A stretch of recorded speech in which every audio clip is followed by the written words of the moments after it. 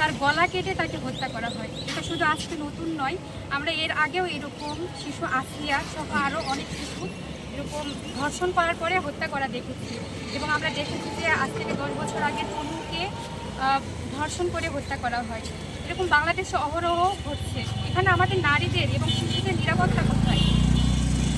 সরকার বলছে যে এখানে আমাদের নারীদের এবং শিশুদের সহ সকল মানুষের নিরাপত্তা দেওয়া হবে এবং তাদের জন্য বিভিন্ন ধরনের কার্ডের ব্যবস্থা করছেন। এবং স্বরাষ্ট্রমন্ত্রী এটাও বলছেন যে বাংলাদেশের নাগরিকগণ তারা সুষ্ঠু পরিবেশ এবং একজন নাগরিক হিসেবে তাদের সব দায়িত্ব পালন করে এবং তাদের সব কিছু করে দেওয়া হয়েছে। কিন্তু এখানে একজন নারী এবং একজন শিশু আমরা যেভাবে বাহিরে বের হলে আমাদের কোনো আমরা নিরাপত্তা পাচ্ছি না। শিশু রামেশা হত্যাকাণ্ড, দেশব্যাপী নারী শিশু নির্যাতন, ধর্ষণ ও আইনশৃঙ্খলা পরিস্থিতির চরম অবনতির প্রতিবাদে বাংলাদেশ ইসলামী ছাত্র সংস্থা রাজশাহী বিশ্ববিদ্যালয় শাখার উদ্যোগে মানববন্ধন অনুষ্ঠিত হয়েছে। বৃহস্পতিবার দুপুর 12টায় বিশ্ববিদ্যালয়ের প্যারিস রোডে রাজশাহী বিশ্ববিদ্যালয়ের ইসলামী ছাত্র সংস্থার সভাপতি সৈয়দা হাফসার সভাপতিত্বে উক্ত মানববন্ধন অনুষ্ঠিত হয়েছে। মনোজান হল সংসদের ভিপি সুমাইয়া জাহান বলেন, আমাদের নারী এবং শিশুদের নিরাপত্তা কোথায়?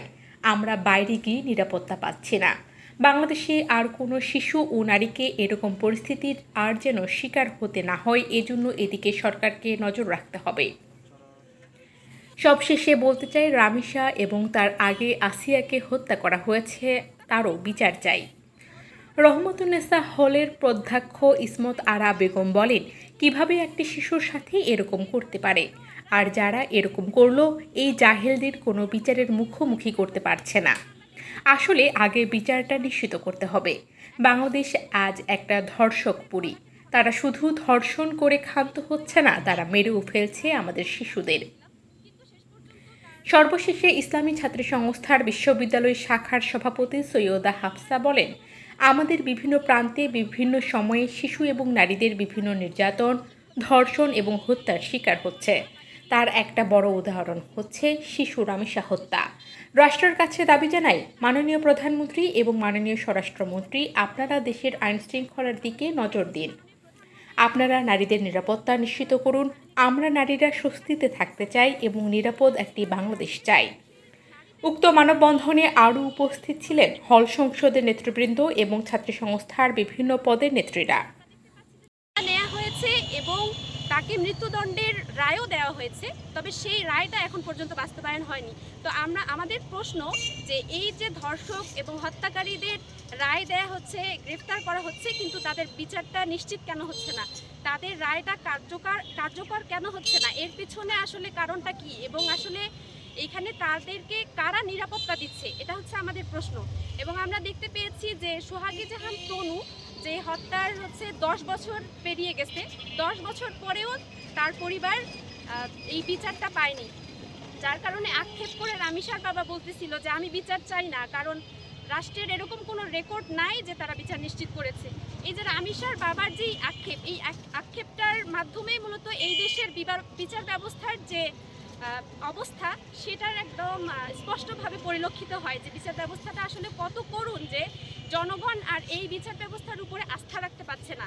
আমাদের দেশের আইনের প্রতি যে আস্থাটা আসলে জনগণ রাখতো বা রাখতে চাইতো, সেই আস্থাটা এখন আমাদের রাষ্ট্রের আইনের প্রতি কেউই আর রাখতে পারছে না, কারণ প্রতিনিয়তই এরকম দুর্ঘটনাগুলো ঘটে যাচ্ছে, কিন্তু অপরাধীরা পার পেয়ে যাচ্ছে।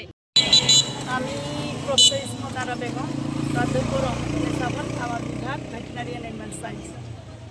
আমি আসলে আমার বলার ভাষা হারিয়ে ফেলেছি, কি বলবো। আসলে এক কথা আমরা অনেকবার বলেছি, কিন্তু কোনো কাজ হয় না। ফিজিক্সের ভাষায় একটা কথা বলে যে যখন আপনি সারাদিন একটা ইট ঠেলতে থাকবেন, কিন্তু ইট যদি জায়গা পরিবর্তন না করে তাহলে কাজ হলো। তাহলে আমরা যে এত চেঁচামেচি করি, এত মানববন্ধন করি, এত লেখালেখি করি, এত ফেসবুকিং করি, এত নিউজ হয়, কিন্তু আমাদের কাজ কি হয় আসলে? আপনারাই বলেন, কাজ কিন্তু আমাদের হচ্ছে না। ফিজিক্সের ভাষায় যেটা আমরা আসলেই কাজ, যে ইটটা সরলো না মানে কাজ হলো না।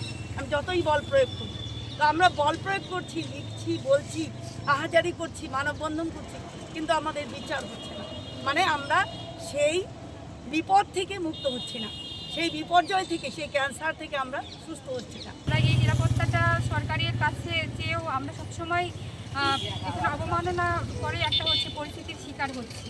তো আমি এটাই বলবো যে এরপরে আর বাংলাদেশের আর যাতে কোনো শিশু এবং নারীদের কখনো এরকম পরিস্থিতির শিকার হতে না হয়, সরকার আমাদের নারীদের এবং শিশুদের নিরাপত্তার দিকে যাতে বিশেষভাবে নজর রাখে। আর সবশেষে এটাই যে আমাদের নামিসা হত্যা এবং এর আগে যত আসিয়া হত্যা করা হয়েছে সবার আমরা হচ্ছে বিচার চাই, এবং যারা এর সাথে জড়িত আছে তাদের সবারই বিচার নিশ্চিত করতে হবে।